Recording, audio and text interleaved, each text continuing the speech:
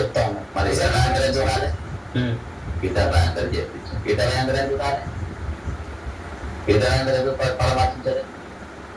16 మందిలో ఒక్కడే, 18 మంది ఇద్దరు తిరిగారు. 18 మందిలో ఒక్కరు కూడా ఎందుకు వచ్చి పరామర్శించలే. అసలు పాడే పార్టీలో, అసలు బీజేపీలో ఈ రోజు బీజేపీ కార్యకర్త ఉండాల్సిన అవసరం ఉందా? గిరీష్ కంటే గొప్ప కార్యకర్త బీజేపీలు ఉన్నారా? కాబట్టి ఈ రోజు బీజేపీ ఉన్న కార్యకర్తలు కూడా మీరు ఆలోచించుకోవాలి. ఇటువంటి పార్టీలో మేము ఉండాలి, మాకేం రక్షణ ఏమున్నది. కిషన్ రెడ్డి అనేటోడు ఎంఐఎం తో కుమ్మక్కైతాడు, బీఆర్ఎస్ తో కుమ్మక్కైతాడు, కాంగ్రెస్ తో కుమ్మక్కై 20 ఏళ్ళకి పదవులు అనుభవిస్తా ఉంటాడు. బండి సంజయ్ అనేటోడు కాంగ్రెస్ తో కుమ్మక్కైతాడు, బీఆర్ఎస్ తో కుమ్మక్కైతాడు, మైనింగ్ లలో వెళ్తా ఉంటాడు. అదే ఈ రోజు ఎంతమంది ఉన్నారు. కాబట్టి అటువంటి పార్టీలలో బెయిలిప్పించింది కదా, రాజా సింగ్ అడ్వకేట్ పై బెయిలిప్పించింది మళ్ళా పెట్టిన వాళ్ళు.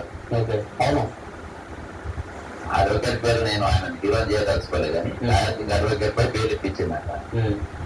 కాబట్టి ఈ రోజు బీజేపీలో ఉన్న కార్యకర్తలు కూడా ఆలోచించుకోవాలి. ఇటువంటి పార్టీల ఉండాలన్నా వద్దా, ఇటువంటి పార్టీల మొయ్యాల్సిన అవసరం ఉందా లేదా.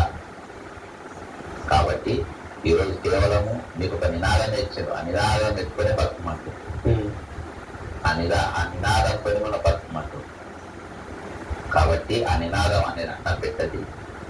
ఆ నినాదాన్ని వాళ్ళు పట్టుకోరు, వాళ్ళు ఎంఐఎంతో బాగుంటారు, అన్ని పార్టీలతో బాగుంటారు. కాబట్టి ఈ రోజు ఆయన ఎవరు పరామర్శించారు, ఎవరు పోలేదు. పీటర్ రాయందర్ ఎంతో లేదు, ఎవరు లేడు. దాడి చేయాలనుకుని చేసిందంటే. మీరు డిజిటల్ యూనియన్ అనేది నేను ఏర్పాటు చేశారు, కొంతమంది ఏర్పాటు చేశారు, త్వరలో కూడా అందరినీ పిలుస్తామని చెప్పేసి కూడా మీడియా ముఖంగా చెప్పారు. నెక్స్ట్ మీ తరఫున ఎట్లాంటి కార్యాచరణ ఉండబోతుంది మీ అందరు జర్నలిస్ట్ యూనియన్ తరఫున? 100% తప్ప ఈరోజు మన